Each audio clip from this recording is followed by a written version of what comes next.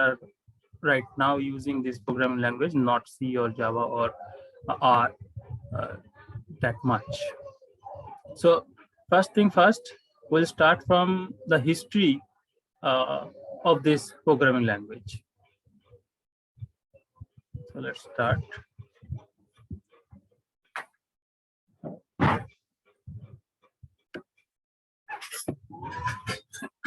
The screen is visible, I guess. Yes, sir. Okay. Now, So can you make it full screen? yeah, that can be possible.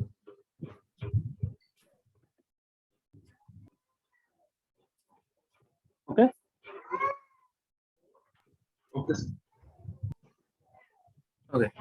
So, how many of you are thinking that Python, this name has come from snake?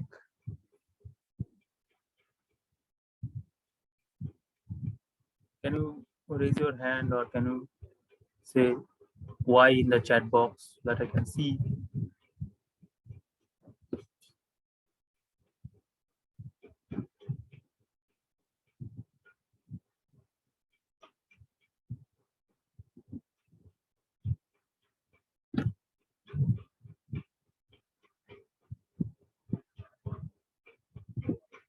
Do you think that Python, this name has come from one kind of snake?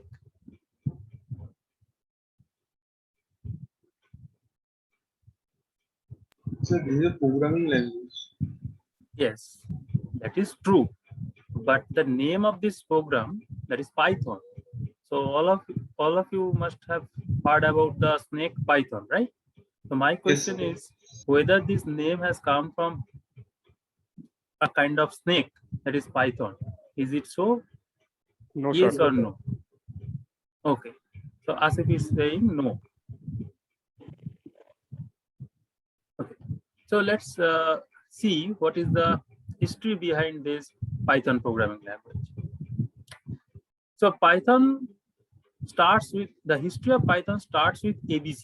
Now ABC is a programming language. This is a general purpose programming language which was developed in some lab in Netherlands, and that language basically influenced to design the Python program.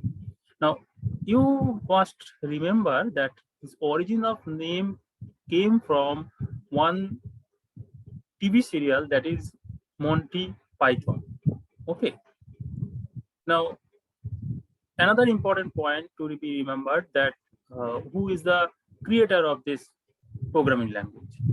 So Guido von Rossum, he developed this programming language. Okay, Guido von Rossum. Now there is a beautiful history behind this Python programming name nomenclature. So how it was developed. So see, most of them thought that Python is a snake kind of thing. But the name has something to do with excellent British humor. That is a TV serial.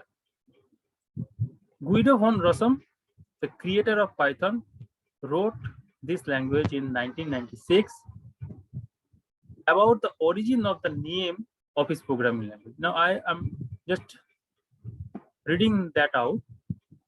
Over 6 years ago, in December 1989, I was looking for a hobby programming project that would keep me occupied during the week around Christmas. My office would be closed, but I had a computer, I had a home computer and not much else on my hand. I decided to write an interpreter for the new scripting language I had been thinking about lately, a descendant of ABC that would appeal to Unix or C hackers. I choose Python as a working title for the project, being in a slightly irreverent mood and a big fan of Monty Python's Flying Circus. So the TV serial name was Monty Python's Flying Circus, and he just wrote the interpreter and took that name from that TV serial. So that is the history about the name of Python programming language. Okay. Next, we should know about the brief history of this Python. It was created in late 1980s, and uh, till the till time this Python programming language is evolving. So all of you are using Android phone, and you must have seen that sometimes a message comes like update your software. Okay.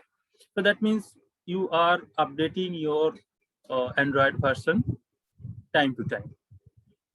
Similarly, every programming language has its own history and it should be updated. So that's why the version is important. So Guido von Rossum, when published this, that was labeled as 0.9.0. So that is up to him. Then Python 1 was released, then Python 2, and nowadays Python 3 is also available. And I will recommend you to install Python 3 to your computer. So I have checked that all of you are using Windows machine. So I will show you how you can install that program to your computer. Okay. And this version is very much important because sometimes the dependencies which are required to run some code is again dependent on this version. So if you are running updated version, so most of the code will run. But if you are using lower version of that particular program, so the updated version of code may not work in that particular computer. So it is recommended that you should update your Python version. And the two languages which influence Python are ABC language and Modular 3. All right. Now, next question is, why do people use Python? Now, I told just now that we should remember this Python nomenclature history and Python programming history a little bit. But can you guess why this history is essential, or history is history should be learned? What do you guess?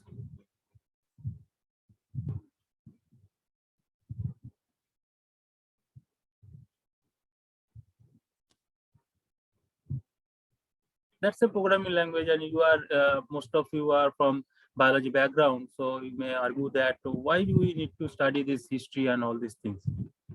I will write some code and that's all. Why do we study the history?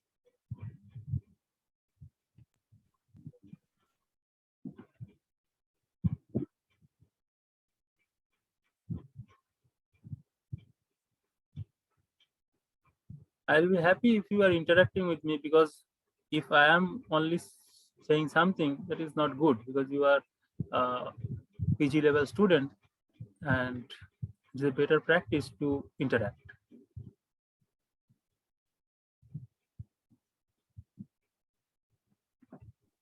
No idea, sir. No idea. So that we can get a generalized overview of the language, and maybe in the near future, if there can be some modification that we can do to that language, because unless and until we know the past or the history of the language, then we don't know how to formulate stuff in a much more mechanized and in a modern way. Very good. Who is this? Sir, this is Monish, sir, from molecular biology. Very good. Very nice. So actually, that is the case. If we don't read about the history of anything, so we don't know actually what already have done on that particular topic. So unless and until we study the stuff, we cannot formulate the new one, or we cannot think about the new novel thing, because it is of no use if you are again thinking the same old thing. That is of no use basically. So a little bit of history is required to. Okay. Now the question is, why do people use Python? Obviously, there are certain advantage of this programming language over the other programming language. That's why people use it. So what are those? So First one is software quality. Python code is designed to be readable and hence reusable and manipulated. So the code which is easily readable or easily constructible, easily reusable, that particular programming will be popularized, is very logical. So Python is a code. When you will write Python code, probably you will get to know how to write a code today itself. So then you will find that it is just like your English language. Okay, there is no such long syntax. Only small bit of syntax is you can use to run a Python code. We'll see. And it is easy to maintain also. Now, second point is developer productivity. Now, if you are typing less, so you need to debug it less. That means compared to other programming language where you need to write hundreds of lines of code, here in Python, you may write 25 or so lines of code and the code will run. So you are typing less, and that's why you need less time to debug it. Debugging means you are trying to find out the problem. You are trying to find out the bug, the wrong area of code. That's why the code is not running or so. Okay. So Python run first, and that's why it is easy to use. Then another point is that program portability. That means if you are running that, if you are writing that code in your Windows machine, and now suppose I am using Linux computer, so I can borrow your code and I can run that particular code in my machine also. So that is known as portability. That is known as portability. You can port some code to some operating system to another operating system. There is no issue. It will run the same very code. And the most important point is that it supports a number of libraries. So we'll see that what are these libraries. Basically, these are modules, and these kinds of modules are basically already written code by someone else. So this is another advantage of Python programming, because when you will start to write something in Python code, so you will find that that is already written by someone. So suppose you want to find out the what I say correlation coefficient of two data sets. Okay, now you will find that there is a module already defined as find out the correlation coefficient. You just need to know how to use that module in your code. So that means there are lots of supporting libraries which you can use, and that is the most powerful thing in such programming language. And you can integrate in future in different other language to this Python code as well. So these are development purpose. I'm not going to the details. And so these are the different points to be remembered why people mostly use Python nowadays. Now, next point is who uses Python today. So if you can follow that round red mark, so most of the eminent companies nowadays are using Python, like Google, starting from Google, YouTube, Dropbox, and BitTorrent. All those stuffs are using Python nowadays. Okay. Next question is, how is Python developed and supported? Now you may have heard already that Python is an open source system. So what do we mean by open source? Anyone?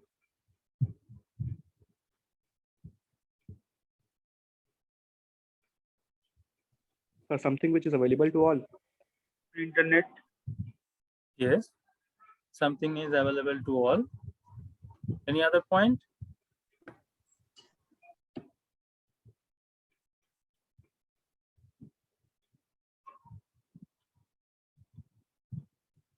See, through the internet we can get many kinds of things, and some things which we use freely, and something we need, something we need to download, and we need to have some license kind of thing, right? So we cannot access those things freely.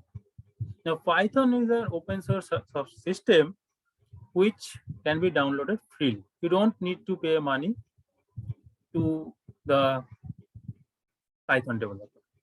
Okay.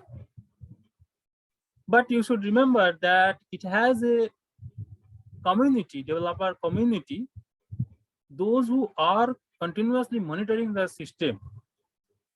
So Python is completely free to use and distribute, but free doesn't mean that it is unsupported. It is extremely supported version system.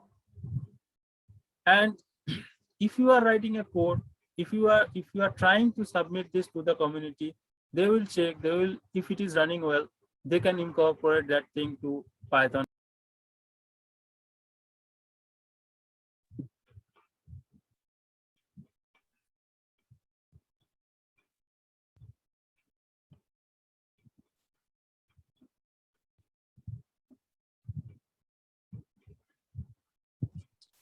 Sorry,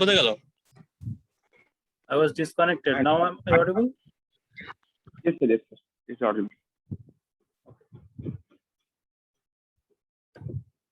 So my screen is shared. No, sir. Wait a minute.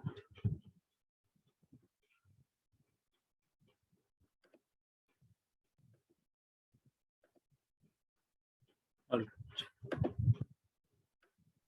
Yes, sir. It is visible.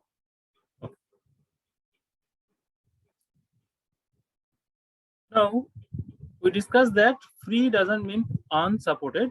If you are writing some code, you can send it to the Python developer and they will check it if it is working, so they can incorporate that thing to the Python system. Okay, so that's how it grows rapidly within a very short time period.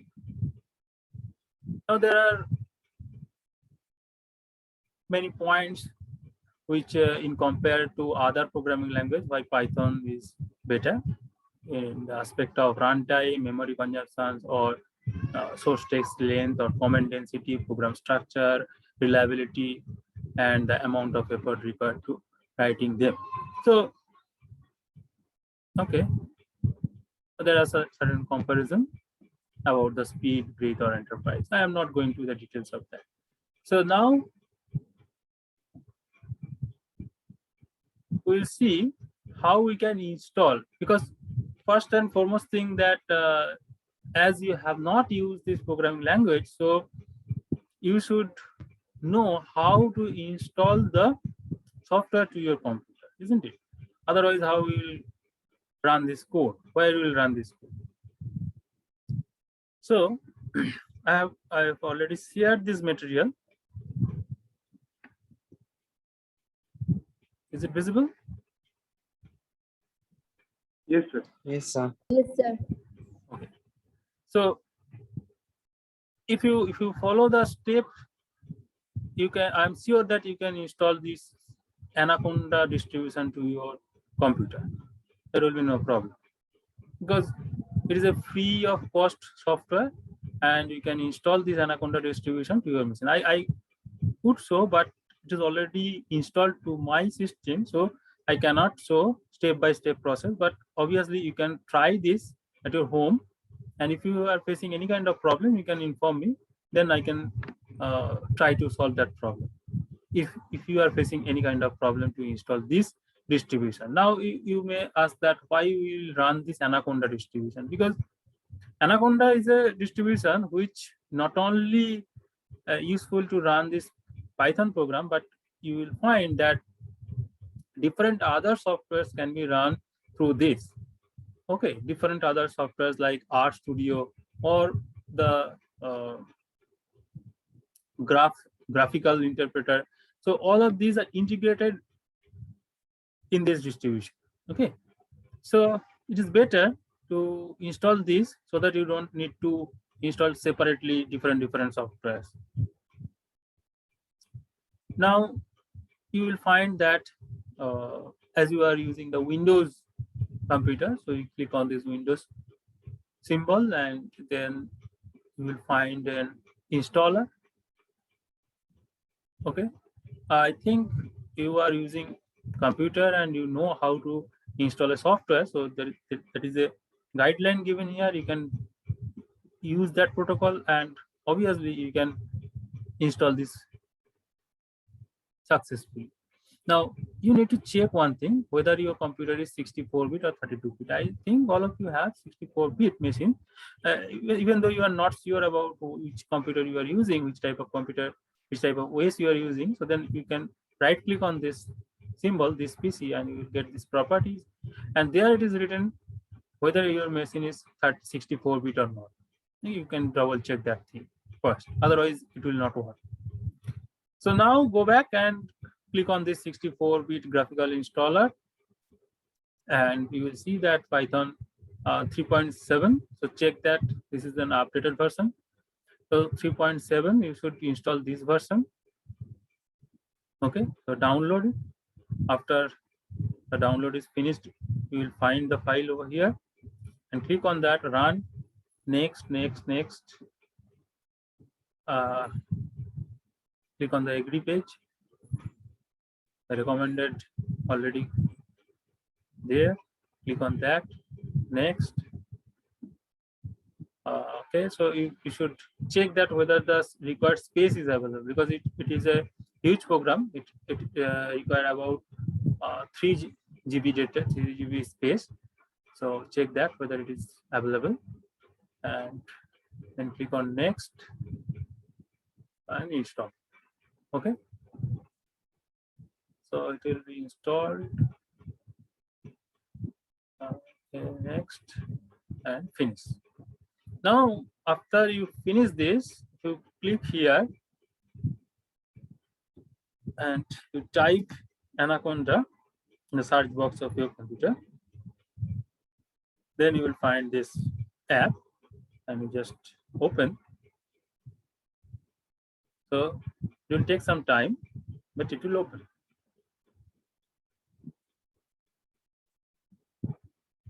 Can you see this? This is opening, right?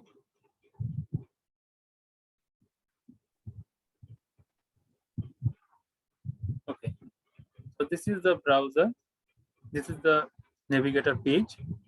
Now you can see that it is already installed Jupyter Lab, Notebook, Spider, Bluebeach. So these are all different tools. Okay. So we are not going to run R here, but we will use a Jupyter Notebook. Okay. Jupyter Notebook is very useful to write Python program. Now I'm clicking on this.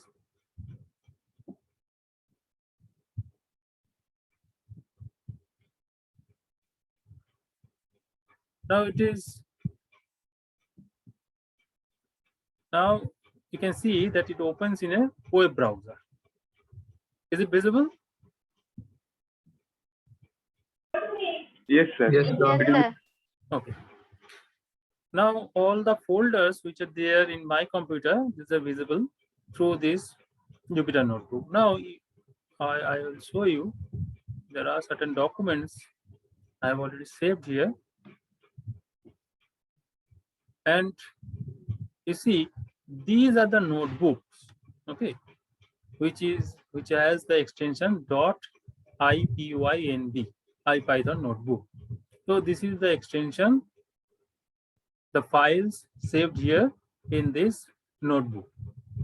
Okay, so how you can use this particular notebook? So these are already there. Okay, it is already saved. Now you want to create a new Python notebook. So you go to this, you click on Python 3, click this, see a notebook is open. Okay, Now you find that there are different tabs. I will show you that in a minute, but you can rename this thing here. So suppose you are writing that too. So it is saved to that particular directory where you are running. Let's see, batch 2 is created. So that one, batch 2. Now you can write something. I will show you what we can do in this Python node. Okay. Before that, so any query about this Anaconda Navigator? This is the tool where you can install the Jupyter Notebook and you can use that Jupyter Notebook to run Python code. That's all.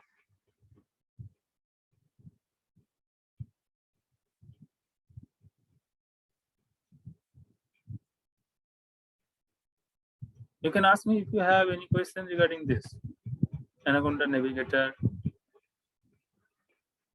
and all these things. Sir, can you please repeat how to create a new notebook? Okay, that I will show you again. No problem.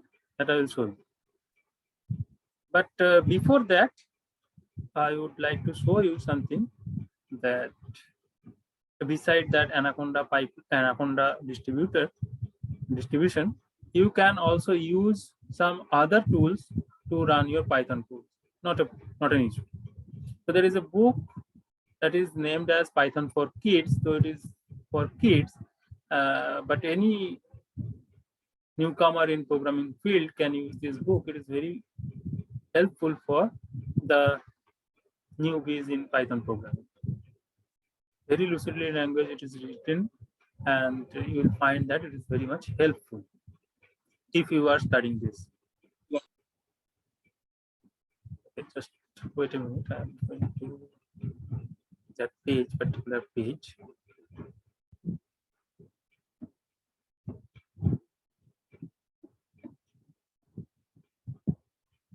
Okay.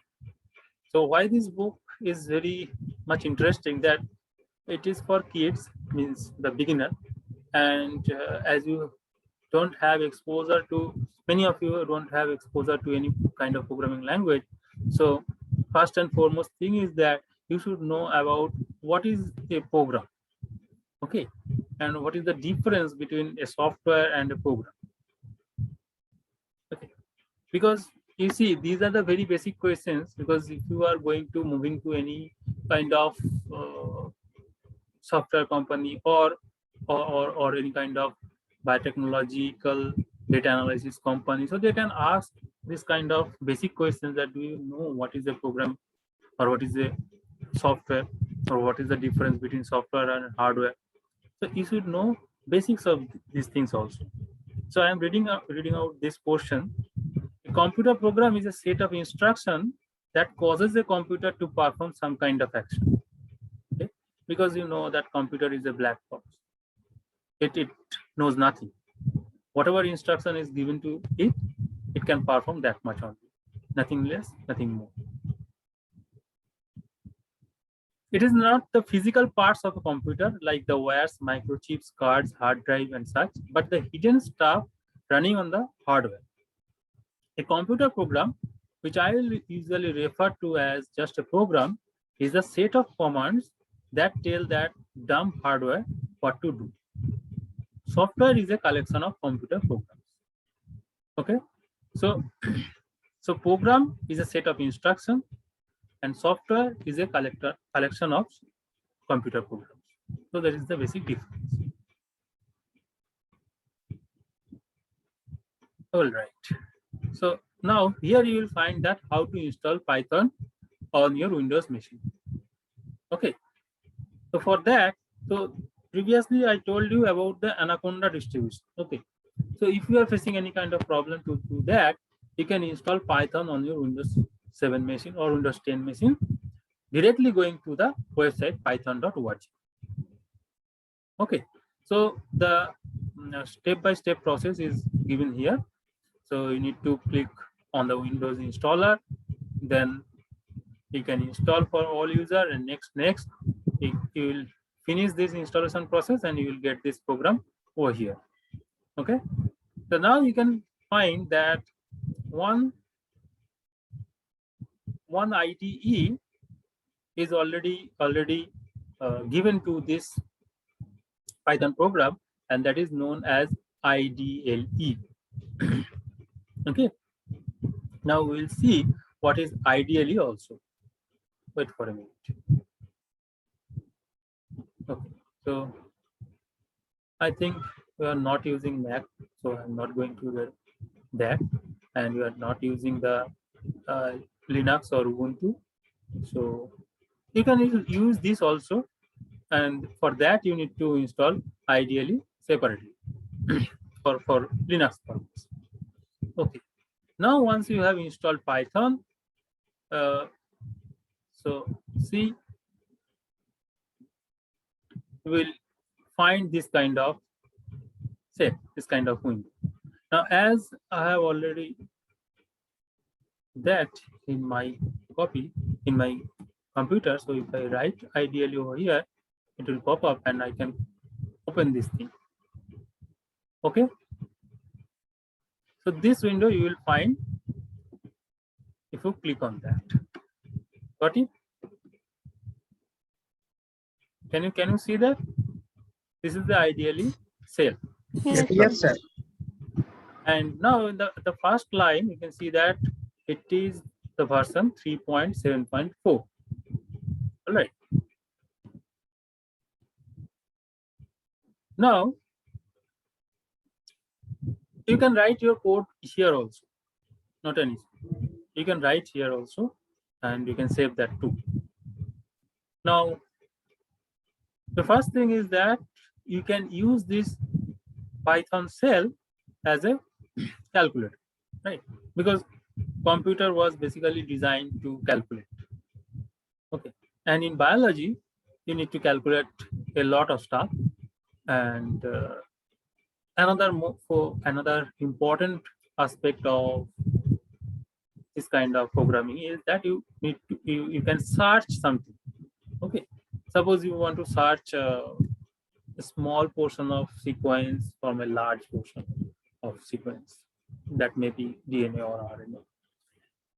So you can search that particular sequence, or you can mark the gene starting position or gene ending position, or where is the deletion occurred. Such kind of things you can do by using programming languages. Now, how you can use that thing? So I told you that it can be used as a simple calculator. So if you type 1 + 2 and press enter, you will get the result here.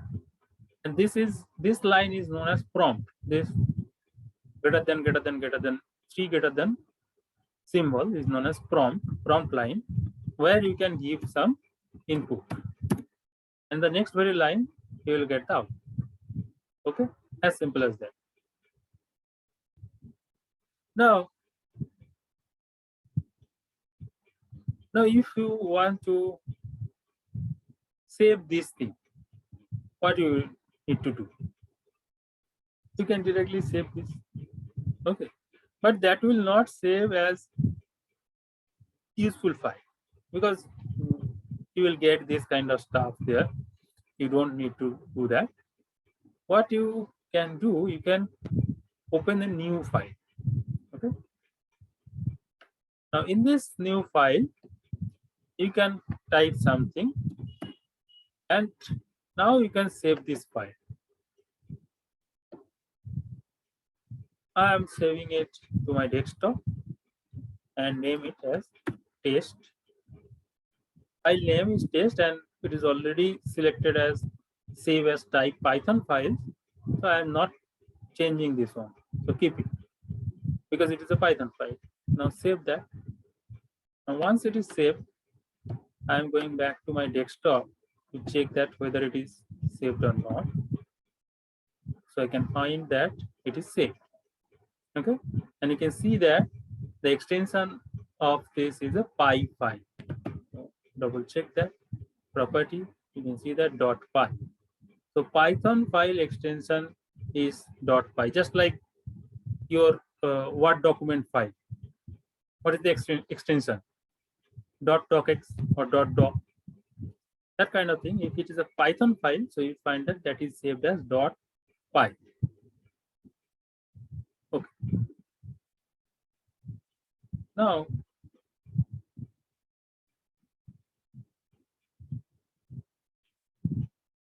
if it is a Python file, so you can run this thing, and you can see that there is an option run.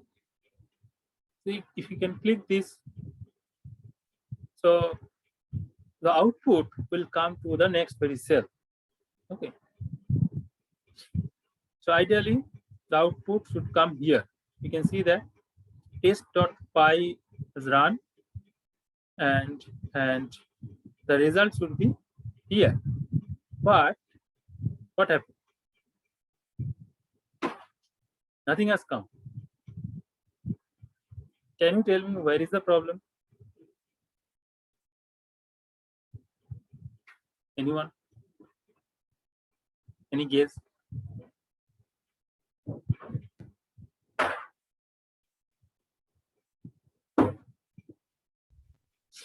In the new file, there is no prompt sign.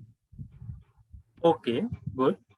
If I am placing the prompt sign and then I am running this module, so obviously it should be saved. It's saved, but it is showing invalid syntax.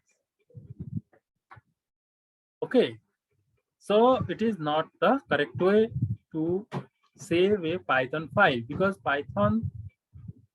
in Python programming, the indentation, I will tell you about the indentation, but before that, this should not start with this kind of symbol, and that will show you some syntax error. Okay, that is for by default save. Okay, prompt is for by default save, where you can test the code, but the program you are writing to save for future use, that file you cannot use the symbol. Okay, is it clear?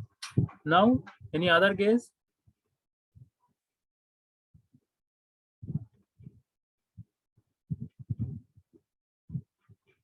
You can guess always, because maybe you are wrong, and if you do some wrong, so then you will learn the right thing.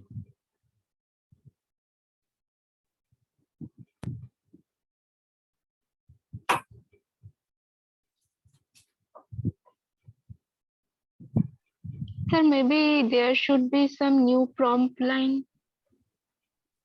Prompt line means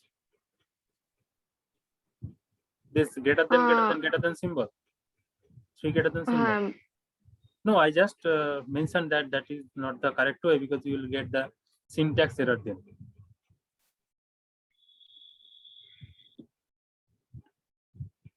Okay, so let me explain. Now, the thing is, when you are running this test version, suppose you are running 1 plus 2 plus 3 or plus 6, so you will get the answer here. Now, think logically, that particular tool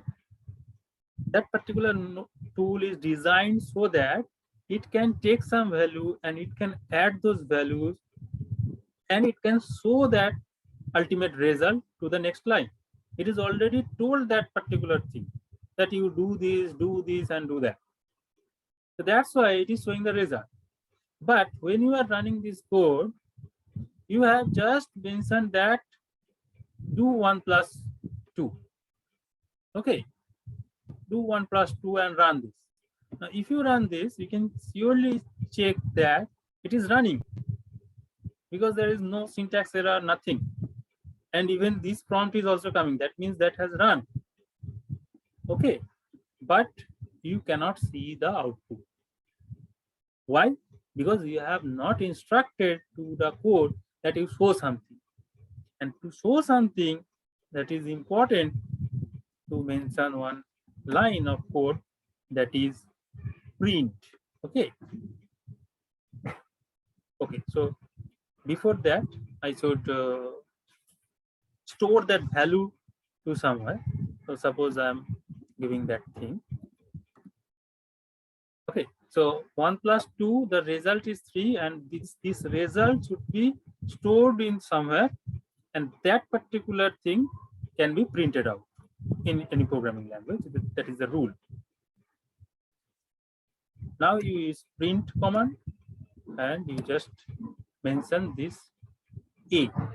Okay, A is a variable. A is a variable. You can name it in other also. Means you can name it your name also, no problem. It will run. Now we'll check. Okay, you are getting 3. And now if you change here, again run. So the result is changed. Are you getting the point? What is going on? Yes, sir. Yes, sir.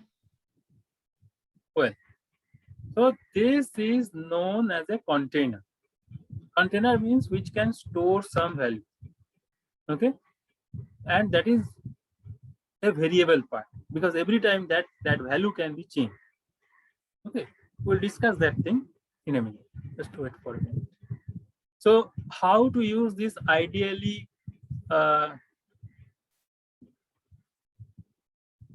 IDE? So I think you can run by your own also. If you can install this, and if you are using some code, you save it and then run it. You will find that result. Okay. But the important thing to be remembered that if you just close this browser, close this window, so the result is gone, isn't it? Because if you click on the program again, so it will open the program, but the result is not stored anywhere, because we have not stored the result. Only you have checked the output by using this run module. The result you can check, but that result is not stored anywhere. Okay, so after few classes we will see how to store this result in a separate file when we will learn file handling. Okay, so you might be thinking that we are molecular biology students, so why we are doing that? Many of my previous students have questioned me that is it necessary to learn these things? But the answer is, see, you don't know where you will go. You may join some industry, you may go to somewhere in academics or in a research lab or in a research laboratory. You can join, and you will find that some kind of data analysis is going on, because nowadays data is available. Huge amount of data is available for analysis, and obviously all of the labs, I guess, are doing some kind of data analysis, whether they are generating that data or they are using the already private publicly available data sets. But the fact is for that kind of analysis you should learn some kind of programming knowledge, so that you can able to perform the data analysis part by your own. You don't need to depend on some other guy. Okay, and my aim here is not to teach you so that you can write 1,000 lines of code and you can do a great job within these 3 months. I think that will be problematic, but my aim is to help you in such a way so that you can look at some code and you can see, you can check what it is doing and how you can change the parameter within the code. If you can do that, that is helpful for you. Okay, obviously the data you are going to use here in your course, that is based on biological point of view, so every other tutorial site, you will find that those are not related to biological field. So you can follow any other tutorial, but there you will find that all these stuffs are for numerical analysis kind of thing. Okay, but if you follow that Python for Biology book, so there you will find that how this programming language is related to analyze the biological type of data. Okay, so focus to that particular point, that you need to analyze the biological data, and for that you should know the logic behind that program, what is going on. Okay, suppose you want to add two DNA sequence, two DNA fragments. So what you need to do? Suppose you want to identify the translation product of an mRNA. So for that, what you can do? So there are several software or several websites where we can do this stuff, but the problem is we cannot modify according to your wish. Okay, in the databases you can do that, but suppose you want to do it for thousands of copies, and the database can take only one copy at a time. So there you'll face a problem. Okay, so every time you need to upload one data, and it will give you that particular output. You need to save